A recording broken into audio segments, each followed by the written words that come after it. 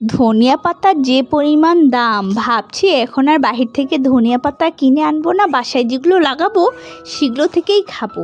আর এই যে দেখুন 3 দিন আগে কিছু ধনিয়া পাতা 20 টাকা নিয়েছে, এই 5টা ধনিয়া পাতা আর রেখে দিয়েছিলাম। উপর থেকে দেখছি একটু পাতাও বের হয়েছে, ভাবছি লাগিয়ে দিলে হয়তো বা হবে।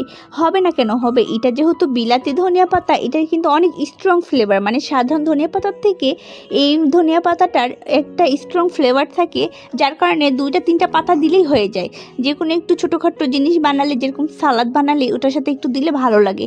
তো ভাবছি যে এটা একটু বেশি করে গাড়ি দেই, তাহলে হয়তো বা পরে যখন অফ সিজনে একটু দাম বেশি থাকবে, বাহির থেকে না কিনে এখানে আমরা মানে যে যতটুকু হবে আর কি খাওয়া যাবে। তো এই যা চিন্তা ভাবনা তাই কাজ। তো এইদিকে আমি চলে এসেছি। এখানে প্রচণ্ড পরিমাণে জঙ্গল হয়ে গিয়েছিল, যেগুলা টব ছিল, এখানে কিছু গাছ ছিল না, সব বৃষ্টিতে পচে গেছে। তো আমিও সেভাবে যত্ন নিতে পারিনি, তাই ভাবছি গাছগুলোকে লাগিয়ে দিই, দেখি কিভাবে কি হয়। আমি আপনাদের অবশ্যই পরের আপডেটটা জানাবো।